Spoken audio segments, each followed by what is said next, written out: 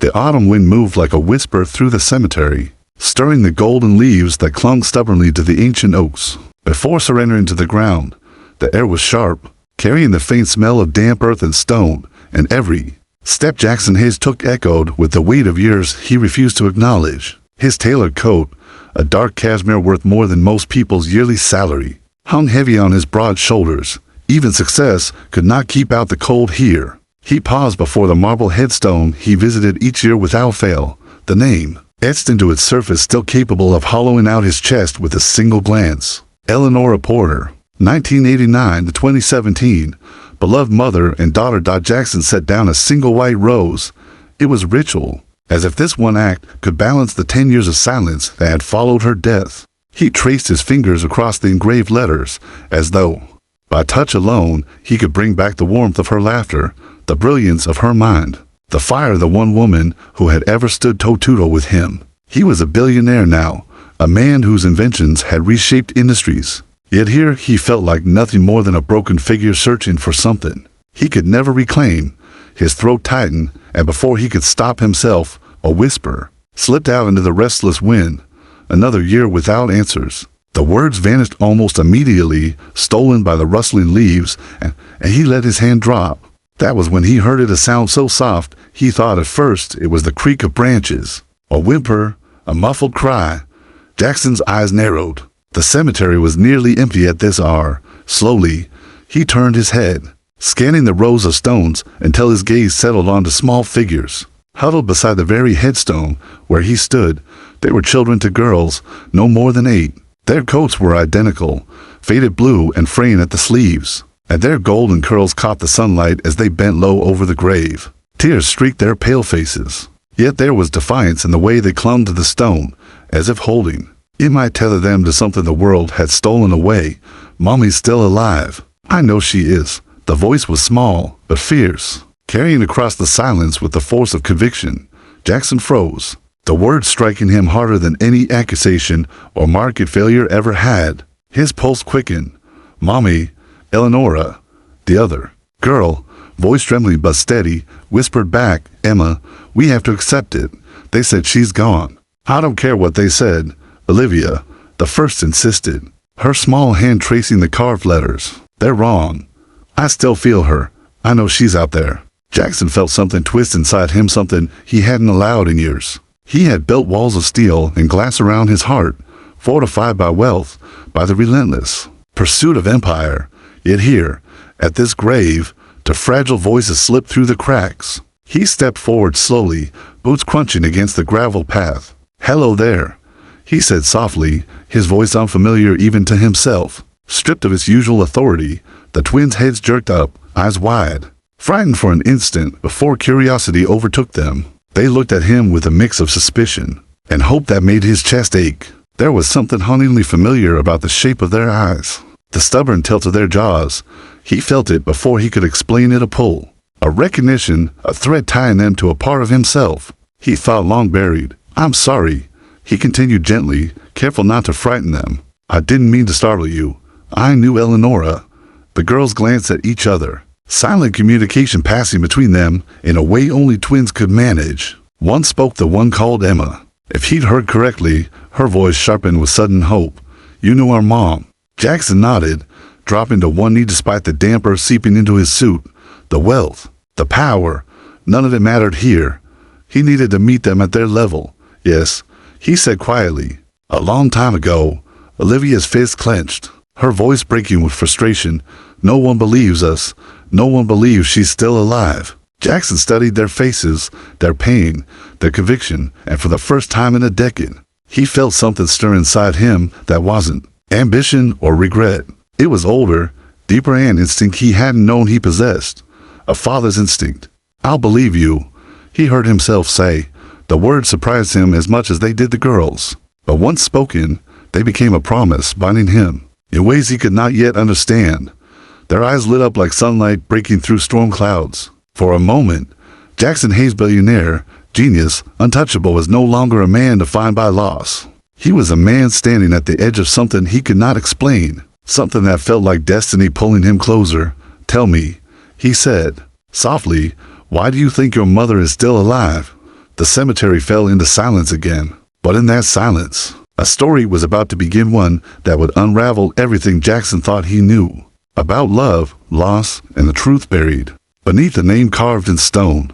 The cafe across from the cemetery was quiet that afternoon, its windows fogged against the autumn chill. Inside, the smell of fresh coffee and baked bread lingered in the air, a comforting contrast to the heaviness Jackson Hayes carried as he stepped through the door. He wasn't sure why he had agreed to bring the girls here. He wasn't sure why he hadn't simply walked away at the graveyard and left them to their own fate. But something about the conviction in their eyes, the way they clung to their mother's name, had broken through walls he thought unshakable. The twins sat opposite him at a small table near the window, their matching blue coats draped over their chairs. They looked impossibly small, legs swinging above the floor as they whispered to each other in the coded language only siblings could share. Jackson studied them in silence, trying to understand why their presence unsettled him. It wasn't just their voices, or the way they spoke of Eleonora as though she might walk through the door at any moment. It was their faces, their eyes. The waitress placed 2 mugs of hot chocolate in front of the girls and a black coffee at Jackson's place. Neither Emma nor Olivia touched their drinks. They were too busy watching him, weighing him, as if they were the ones interviewing him. The door opened, and a woman in a sensible gray coat hurried in. Her hair was pulled back in a no-nonsense bun, her expression lined with fatigue. She walked straight to the girls and placed her hands gently on their shoulders. "There you are," she breathed, relief softening her voice. "You can't just run off like that." She looked at Jackson apologetically. "I'm so sorry if they bothered you. I'm Martha Wilson, their caseworker. Family Services." Jackson inclined his head politely, but didn't answer right away. His attention remained fixed on the twins, and they on him. He saw the way Emma's fingers curled protectively round the handle of her mug, the way Olivia's shoulders stiffened as though bracing for bad news. "They weren't bothering me," Jackson said finally, his voice quieter than usual. "We were just talking." Martha sat down, lowering her voice. "They've been through so much since their mother's accident. They have this belief," as she hesitated, glancing at the girls, "that she's still alive. Their therapists think it's a coping mechanism." Jackson stirred his coffee, though he didn't taste it. "And you? Do you believe that?" Martha looked uncomfortable. "I believe they're intelligent, resilient children, but grief does strange things. Sometimes it builds stories to protect the heart."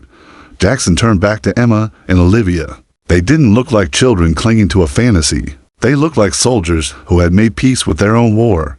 "Tell me about your mother," Jackson said softly. The cafe noise seemed to fade. Emma's eyes, sharp and unblinking, studied him. She leaned forward, her voice calm, controlled. "Mom was a scientist.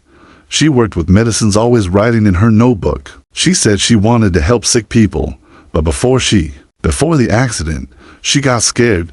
She said some people were dangerous." Olivia nodded, her voice breaking in. "We heard her whispering on the phone. She thought we were asleep, but we weren't. She said she found something bad. She said people could get hurt." Emma's hands twisted in her lap. "She said if anything happened to her, we should look for her clues." Jackson felt a chill that had nothing to do with the weather. "Clues?" Olivia fumbled in her pocket, pulling out a small, folded photograph. The edges were worn soft from too many hands, the ink fading. She slid it across the table to him. Jackson picked it up, his breath caught. The photograph was of a younger Eleonora, laughing on a university campus, her arm draped casually around a young man with dark hair and a sharper jawline than time had since given him. He remembered that day clear as glass. It was him. "That's you," Emma said simply, as if stating a fact she had always known. Jackson's pulse thundered in his ears. His hands trembled slightly as he set the photo down. Martha's eyes widened, realizing something was unfolding before her that she hadn't prepared for. "You knew her," Olivia whispered, not as a question, but an accusation. Jackson forced himself to meet their gaze. "We were together in college." Emma's eyes narrowed with curiosity. "She never told us much about our dad, just that he was important, too important to be part of our lives." The words cut deeper than they should have. Jackson searched their faces, and for the first time, he saw more than familiarity. He saw himself, in Emma's analytical calm, in Olivia's fire, in the set of their chins. Their stubborn refusal to bend. His throat felt dry. He whispered the truth that had been clawing its way up since the moment he saw them. You're not just her daughters." He paused, the weight of the words pressing down. "You're mine." The cafe seemed to go utterly still, as though the entire world held its breath. Emma and Olivia exchanged one of their silent glances. Neither spoke, but in their eyes Jackson saw what he had seen at the grave, the same fierce belief, the same refusal to accept lies for the first time. He wasn't sure who was rescuing whom. He leaned closer, lowering his voice. "Tell me everything, about your mother, about the clues, about why you believe she's still alive." The girls nodded together, like soldiers accepting a mission, and in that moment, Jackson Hayes, billionaire, inventor, hardened by loss and success, felt the armor around his heart begin to fracture for the first time in years. He wasn't just a man haunted by a grave. He was a father about to uncover a truth more dangerous and more personal than anything he had ever built. With his fortune, the city skyline glittered beyond the wide glass windows of Jackson Hayes' penthouse. But he hardly noticed it. For years, that view had been the crown of his achievements, concrete proof that he had risen higher than anyone who had ever doubted him. Tonight, though, the lights of Manhattan felt hollow, a backdrop to a storm he hadn't seen coming. Emma and Olivia sat on the leather sofa, their legs tucked beneath them, their small frames dwarfed by furniture designed for power meetings and high-profile guests. They didn't belong here, and yet somehow, they did so naturally it unsettled him. Martha Wilson busied herself in the kitchen with polite excuses about paperwork and phone calls, giving the three of them space. Jackson knew she was watching, though. The caseworker had the protective air of someone who knew the system could eat children alive. Jackson paced the living room, his thoughts colliding in chaos. The photograph still burned in his mind, their mother's arm around him, laughter, frozen in a moment he hadn't realized would matter for a lifetime. It wasn't coincidence. It wasn't chance. Eleanor Porter hadn't just been a chapter in his past. She had been writing his future without his knowledge. Emma's voice cut through his storm. "Your home is bigger than our whole apartment building." Jackson stopped pacing. Her observation wasn't all, it was assessment. She studied everything with calculating eyes, just like he had once studied code, algorithms, and systems. "I didn't always live like this," Jackson said, his voice unsteady, almost offensive. Olivia tilted her head. "But you live like this now, and Mom didn't. Why?" The question hit him harder than any boardroom challenge. He sat down across from them, his hands clasped tightly together. "Because I made choices, and your mother, she made different ones." Emma leaned forward, eyes sharp. "Did you love her?" The question dragged him back a decade. The mid-labs, the smell of solder and coffee. Eleanor leaning over his shoulder, laughing at a miscalculation before correcting it in one swift, brilliant stroke. He remembered staying until dawn, their arguments as electric as their chemistry. He remembered her walking away without explanation, and the silence that had fueled his empire ever since. Yes, Jackson admitted, the word rough. "I did." The girls exchanged one of their silent twin glances. Olivia broke the silence. "Then why weren't you there?" His jaw tightened. He couldn't say it. Couldn't tell them about the empty dorm room, the unanswered calls, the disappearance that had felt like a death before her actual death. Instead, he said, "Because she never told me about you." Emma's eyes flickered anger, maybe, or understanding. "She told us stories, though, about a man who built machines to help people. She said he was far away, but that he cared. She said he had our eyes." Jackson swallowed hard. That story crafted out of his absence was more grace than he deserved. Before he could respond, Martha reappeared from the kitchen, her face pale. "Mr. Hayes," she said quietly, "I need to speak with you privately." He followed her into the hallway. Martha's voice dropped to a whisper. "I shouldn't tell you this, but you need to know. The girl's mother, her case was never straightforward." There were whispers among the investigators. Some said the accident didn't look like an accident at all, but the report was closed quickly. Jackson's blood went cold. Who closed it? Someone high up. Bennett Pharmaceuticals had lawyers circling the moment Eleanor died. The name struck like a blade. Maxwell Bennett, mentor turned rival. The man who had once tried to shape Jackson's future, who had always had a peculiar interest in Eleanor. Before Jackson could respond, Olivia's scream pierced the apartment. He bolted back into the living room. The twins were crouched over a leather-bound book, its surface locked with an intricate puzzle mechanism. "It's Mom's," Emma said, her hands trembling. Her special notebook. We found it in our things. Jackson took the book carefully, the weight of it familiar and foreign all at once. The lock wasn't digital, wasn't standard. It was something crafted by hands that wanted to out with thieves, hackers, maybe even governments. A puzzle only a mind, like Eleanor's, would invent. She used to write in it at night, Olivia whispered. She said people's lives depended on what was inside. Jackson's phone buzzed violently in his pocket. He glanced down. No caller ID, a text message. Heard you met Eleanor's twins today. We should talk about old times. Sign only with initials, Emmy. Jackson's stomach twisted. Bennett. The girls stared at him, sensing the shift in his energy. Emma's eyes were wide but steady. That's him, isn't it? The dangerous man Mom was afraid of. Jackson slipped the phone back into his pocket, his voice low and grim. It's the man who made sure your mother disappeared from my life, and maybe from yours. The notebook sat heavy in his lap, its locked like a dare. Behind him, the city lights blinked like silent warnings. In front of him, two children clung to the belief that their mother wasn't gone. For the first time, Jackson wasn't sure which terrified him more, that they were wrong or that they were right. The morning sun filtered through Central Park, painting the autumn leaves with streaks of gold and fire. The city hummed faintly in the distance. But here in the park there was a fragile illusion of peace.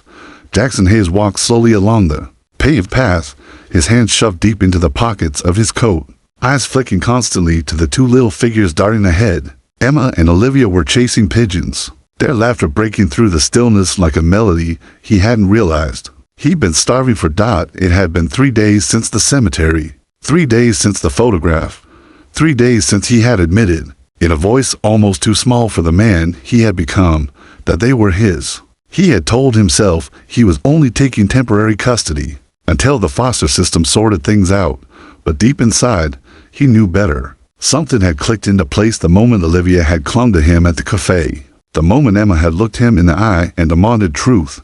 He wasn't just responsible for them. He was bound. A Detective Marcus Lewis walked beside him, a man, weathered by years on the force. His coat was rumpled, his jaw shadowed with stubble, but his eyes were sharp and alive. He had been the lead investigator on Eleanor's accident before being reassigned. Reassigned, that word had hung like poison in Jackson's thoughts. Since Martha had whispered it in the hallway of the penthouse, they burned too much. Lewis said now, his voice low, almost swallowed by the wind. The car was a fireball, before responders even arrived. That's not normal in a side collision. Jackson's jaw tightened. Brake lines, cut. Not clumsy work, precision. But the order came down fast. Stop digging. Classify as accident. Lewis glanced at him. Bennett's name came up in whispers, but never in paperwork. The name stoked the fire already burning in Jackson's chest.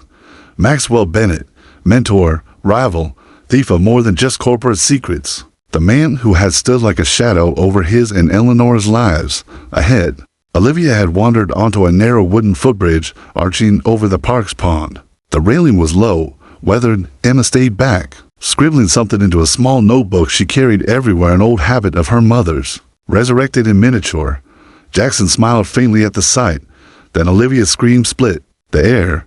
Jackson's head snapped up. She was clinging to the railing, her feet sliding against the slick boards, half her small body dangling over the water. For a heartbeat, everything inside him froze. Then instinct shattered his paralysis. He sprinted. The world blurred. The pounding of his feet, the shocked cries of strangers, the thunder of his pulse in his ears. He reached her just as her grip faltered, lunging to grab her wrist. Her tiny hand was slick with sweat, trembling. "I've got you," he roared, bracing himself against the remaining beam. The strain ripped at his muscles, but he hauled her up and over, crashing backward onto the bridge with her clutched tight against his chest. She was sobbing, her small fist clutching his coat, her face buried in his shoulder. Jackson held her like he would never let go. His heart was a war drum in his chest. Emma arrived seconds later, her notebook falling forgotten to the planks as she threw herself onto them, wrapping her arms around both. "Livy, you're okay." Detective Lewis dropped to one knee, examining the broken section of railing. His expression hardened. He touched the wood, tested it with a firm tug, then looked up at Jackson with eyes that cut through the haze of panic. "This wasn't wear and tear," he said grimly. "The supports were sawed through, clean, deliberate." Jackson's blood ran cold. He stared down at Olivia trembling in his arms, Emma's defiant little face pressed against his side. Someone had tried to stage their deaths. His daughters. His grip on them tightened as he scanned the park, eyes slicing across strangers. Joggers, parents, tourists, anyone could have been watching. Anyone could have been the hand that sent a message in the cruelest way possible. We're leaving, he said through clenched teeth, rising with both girls clinging to him. Now, back at the penthouse, the atmosphere was different. Security doubled. Cameras installed on every floor. Camila Rodriguez's chief of security stationed, like a sentinel near the elevator. The twins, shaken but stubborn, refused to be separated from him. Olivia curled up beside him on the sofa, still pale, but calmer, whispering over and over, "You saved me." Like the hero in Mom's stories.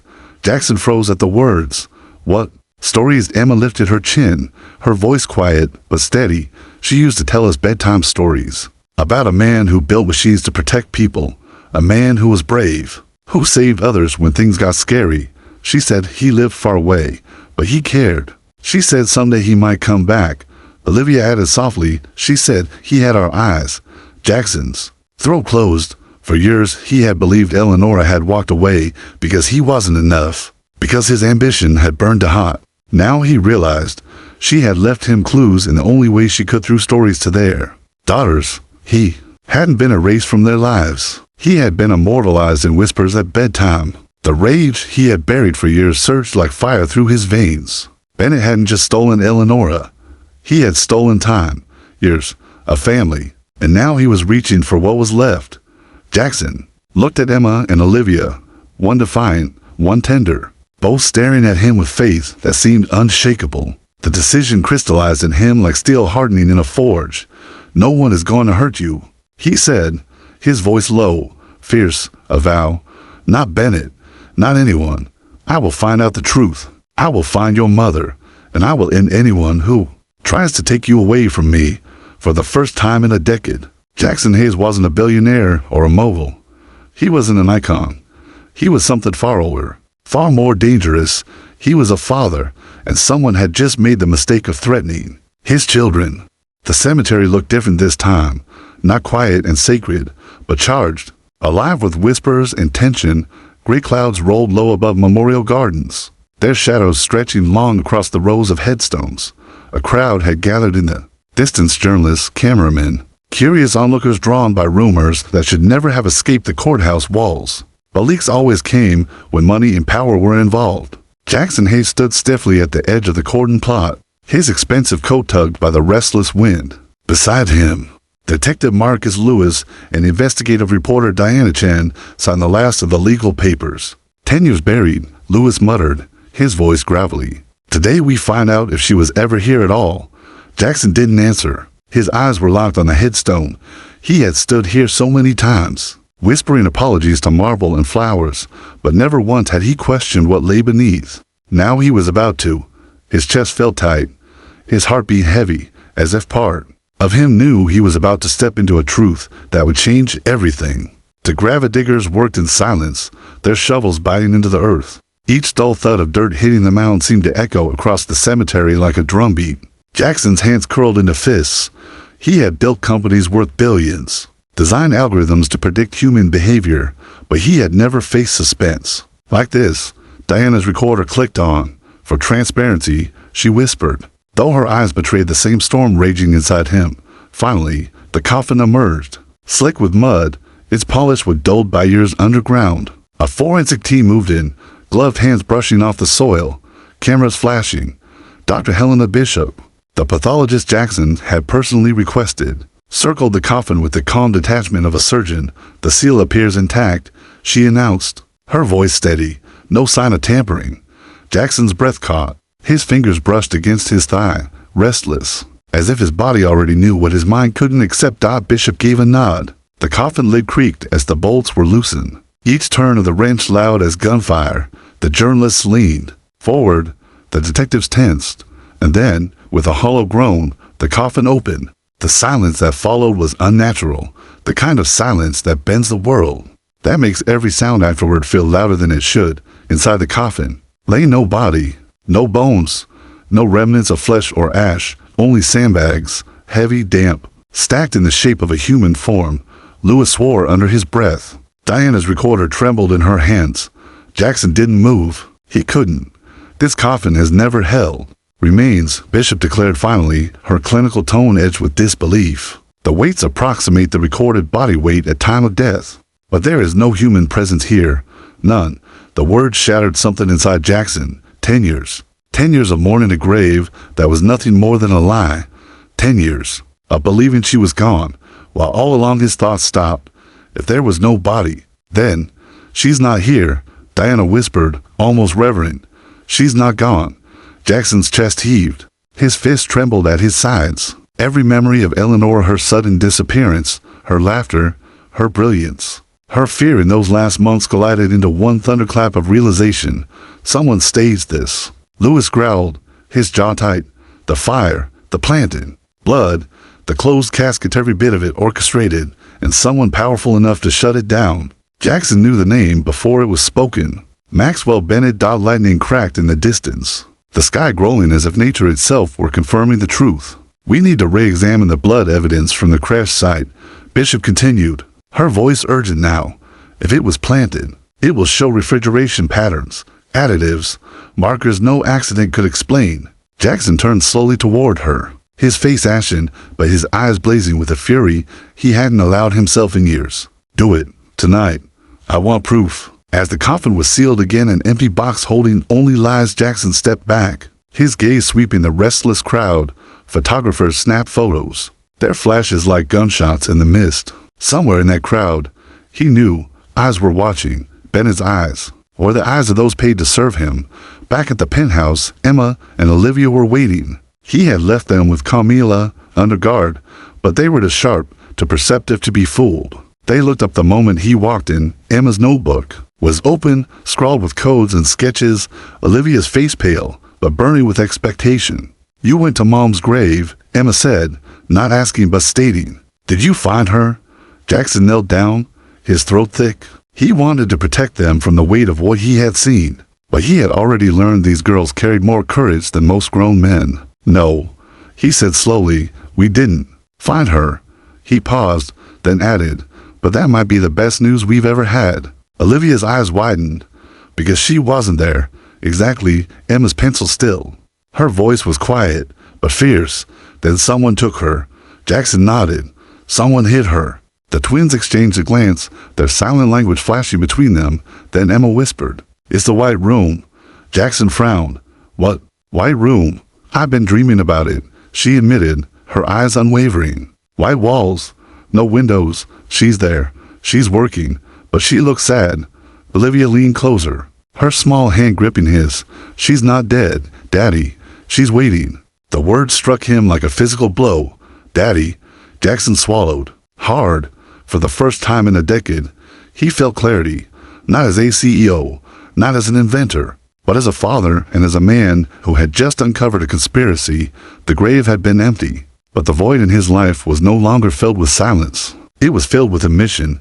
He stood slowly, every movement deliberate, his gaze fixed on the city beyond the glass windows. Somewhere, Eleanor was alive. Somewhere, she was trapped, and someone Maxwell Bennett was about to learn what it meant to steal a mother, a wife, and now a family from Jackson Hayes. The sandbags in that coffin weren't just a lie. They were a challenge, and Jackson had just accepted it. Night had fallen over the mountains, wrapping the jagged ridges in shadows and silence. From the outside, Maxwell Bennett's hidden facility looked like nothing more than an extravagant retreat. A sprawling glass and stone chalet nestled against the cliffside, lights glowing warmly as if it housed a family sipping wine by the fire. But Jackson Hayes knew better. He had studied the stolen blueprints for hours. Behind those walls were reinforced steel doors, biometric locks, and layers of surveillance. And somewhere within it, Victoria Coldwell's betrayal was to be trusted. Eleanora Porter was alive. The convoy had stopped at a clearing half a mile from the property. Jackson stepped out into the cold night air, his breath a white cloud against the dark. Around him, his handpicked team moved with quiet precision. Former military specialists, now sworn to his private security detail. At their head stood Camila Rodriguez, her earpiece glowing faintly, eyes hard with resolve. We've got thermal confirmation, she reported, passing him a tablet. Heat signatures pulsed red across the screen. 20 to guards outside, another dozen inside. Rotating shifts, overlapping patrols. It's professional. Jackson studied the pattern. Professional means predictable. We can break predictable. Camilla's lips curved into a faint smile. That's why we're here. The twins were safe back at the penthouse, guarded by federal marshals and Martha Wilson. Still, Jackson felt their presence in every beat of his heart. Emma's analytical voice, echoing in his mind. It's the White Room. Olivia's fierce whisper. She's waiting. He had promised them their mother. Tonight, that promise would be tested. Alpha Protocol. Jackson said quietly, "We move." The team slipped into the darkness. Silencers hissed. Guards fell without a sound. Cameras looped with the codes Coldwell had provided. Each step forward was a battle against the rising tide. In Jackson's chest, the fear that Coldwell had lied, that this was a trap, that he was the late dot inside. The facility was nothing like the warm exterior suggested. Sterile corridors stretched beneath the mountain, their walls white, their lights harsh. The air smelled faintly of antiseptic and recycled oxygen. Jackson's pulse hammered. Emma's dream. White walls. They moved deeper, encountering more resistance. One guard raised his weapon. Camilla's strike was swift and merciless, disarming him before he could fire. The man muttered, "She's still in the lab." Jackson froze. The words nearly brought him to his knees. Still in the lab. At last. They reached a reinforced door marked only with a code. Camilla keyed in the sequence. The lock clicked, the door sliding open with a hiss, and there she was, Eleanor Porter. Thin, pale, her hair longer than he remembered, streaked with exhaustion. She stood at a laboratory bench, hands moving with mechanical precision over an array of molecular models and chemical vials. A guard posted near the door spun around, but Jackson's team overwhelmed him before the man could raise his weapon. Eleanor looked up at the commotion, confusion twisting into disbelief. Her eyes widened. The vial slipped from her hand and shattered on the floor. "Jackson?" Her voice was hoarse, brittle, like something that hadn't been used in months. He moved to her in 3 strides, his heart threatening to shatter. "Eleonora." He breathed. "It's me. I'm here. We're getting you out." She staggered back, her face pale with shock. This has to be another one of Bennett's tricks. He shows me things, lies. You can't be real. Jackson sees her hands, gripping them tight. They were cold, trembling. "Look at me," he said fiercely. "I'm real. Emma and Olivia sent me. Our daughters." The words broke her. Her knees buckled as tears filled her eyes. "The girls," she whispered. "They're safe. They're safe." Jackson swore. "They never believed you were gone. They found me. They led me here." Eleanor collapsed against him, her frail frame trembling with sobs she had held back for too long. He wrapped his arms around her, holding her as if he could shield her from the ghost clawing at her. For a moment, there was no facility, no guards, no war raging in the shadows. There was only the woman he had lost and found again, and the truth that she had fought to leave for her children. "Jackson," she whispered urgently, pulling back just enough to grab a slim case hidden beneath her workstation. This is proof, the corrected formula, evidence of everything Bennett falsified. If I die here, this has to live. You're not dying here," Jackson said, his voice steel. "Not tonight. Not ever." Alarms blared suddenly, red lights flooding the corridor. Camilla's voice crackled in his ear. "Perimeter breached. Bennett's private contractors inbound, and the FBI just arrived, warrants in hand. We've got a war zone forming outside." Gunfire echoed faintly through the walls. The facility shook as chaos erupted on multiple levels. Jackson tightened his hold on Eleonora. "Stay with me," he ordered. To his team, "Extraction route. Beat now." They sprinted through the white corridors, the sirens wailing, guards scrambling. Twice they were pinned down, bullets sparking off steel walls. Jackson shielded Eleonora with his body, fury rising every time a shot came too close. His empire, his fortune, none of it mattered. Only this woman, only their children waiting at home. At the upper level, they broke into the open night air just as helicopters churned overhead, and there struggling against FBI agents, his silver hair disheveled, his face twisted with fury, was Maxwell Bennett. "You ungrateful," Bennett spat when he saw Eleonora. "I made you. I protected your research. You'd be nothing without me." Eleonora's voice rang clear, stronger than he had heard it yet. "You falsified data. You endangered lives. You stole my family. You're finished." The agents forced Bennett into a vehicle, his rage echoing through the night. This isn't over. Hayes, parenting can be hazardous, remember that. Jackson's jaw locked. He would remember, and he would be ready as dawn broke. They were escorted back to the city, in the penthouse. The elevator door slid open and Emma and Olivia were waiting in their pajamas, their eyes wide. The moment Eleanor stepped out, time collapsed. "Mom," Olivia whispered. Eleanor dropped to her knees, arms open. The twins launched into her embrace, sobbing, clinging, pressing their faces against the mother they had never stopped believing in. Jackson stood back, vision blurring, as the three of them held each other, shaking with joy and grief and love. All at once, Emma lifted her tear-streaked face, her words fierce and certain. "We knew you weren't gone. We found your clues." Olivia tugged Jackson closer with a small hand. "And we found Dad." Eleanor looked up at him over the girls' heads, eyes glistening, questions written in them. Jackson gave a faint nod. The truth was undeniable. They were a family torn apart by lies, stitched back together by hope. For the first time in years, Jackson Hayes felt whole. The city had not slept since the night of the mountain raid. Every news channel ran the same footage in endless loops, FBI convoys rolling down dark roads. Bennett's silver-haired figure shoved into the back of a black vehicle, his face a mask of fury. Commentators debated the scope of the scandal, while pharmaceutical stocks tumbled in a chain reaction across global markets. But high above the noise, in the glass-walled penthouse that had once been nothing more than Jackson Hayes' fortress of solitude, silence had returned. In that silence, a family began to heal. Eleanor Porter sat in the guest bedroom, pale but steady, watching her daughter sleep for the first time in over a year. Emma clutched her small notebook against her chest even in dreams. Olivia curled with her arms wrapped around a worn stuffed rabbit.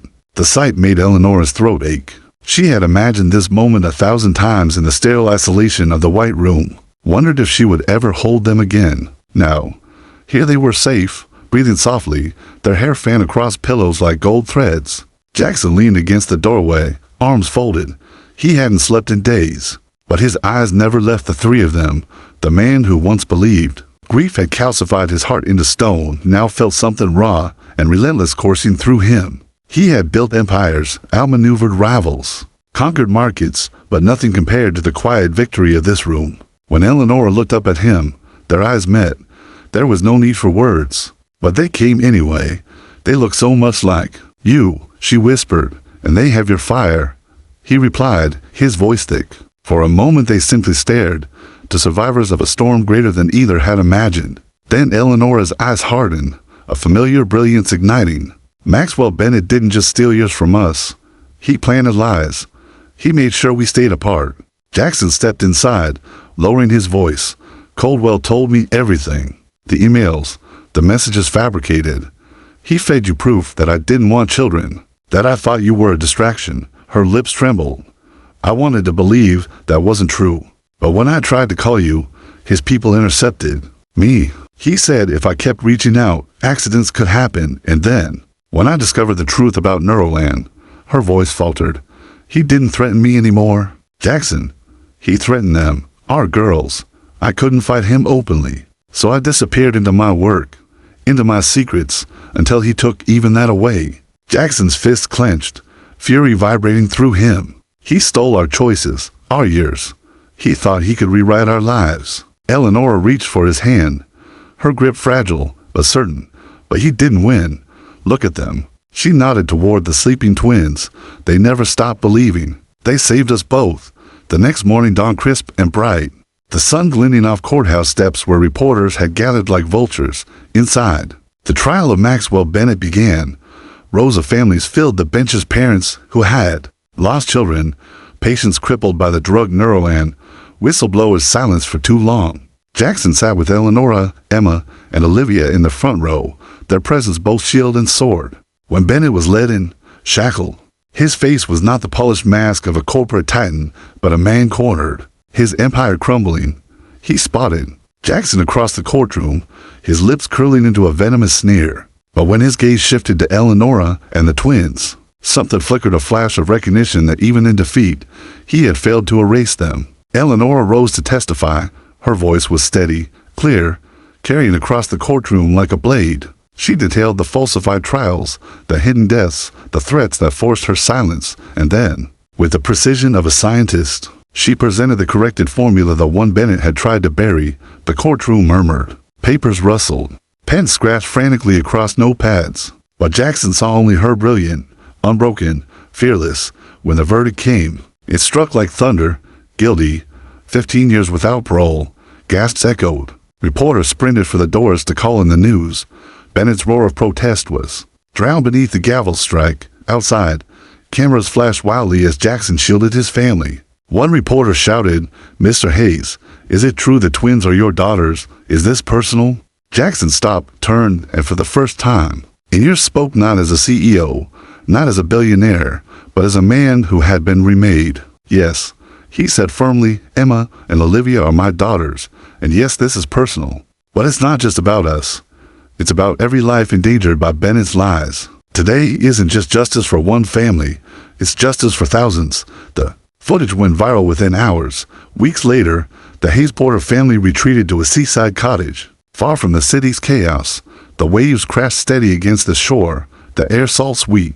The twins built sandcastles shaped like laboratories and fortresses, designing them with the same precision that once belonged to their mother and father. One evening, under the glow of the moon, Jackson and Eleanor sat on the porch swing, silence, wrapping them like a blanket. He held her hand, thumb brushing the faded calluses earned in a year of forced labor. "I filed the paperwork," he said softly. "The adoption is official. Emma and Olivia Hayes Porter. No one can take that away from us now." Tears welled in her eyes, but they were tears of release, not fear. Jackson hesitated, then reached into his coat. From a small velvet box, he revealed a ring. Not ostentatious, he had learned simplicity meant more than diamonds. A sapphire, deep blue like their daughter's eyes. "We've rebuilt a family out of ashes," he said quietly, "not because of the past, but because of who we are now, stronger, clearer, together. I don't want to just protect you anymore, Eleonora. I want to walk beside you. Will you marry me?" Her hand trembled as she touched the ring. "We're not the same people we were 10 years ago." "No," he agreed. "We're better." The twins, peeking from the window as they always did, clutched each other in excitement. Finally, Olivia whispered, "Statistically inevitable." Emma replied with a smirk. On the porch, Eleanor slid the ring onto her finger. "Yes," she whispered. The waves roared as if sealing the vow themselves, and for the first time in 10 years, the grave that once held nothing but lies no longer haunted them. It had given birth to truth, to a family reborn, to love that refused to die. Jackson Hayes looked out at the endless ocean, his wife's hand in his daughter's laughter ringing from inside the cottage, and knew one thing with absolute clarity: Bennett had tried to bury the truth, but truth always finds its way into the light.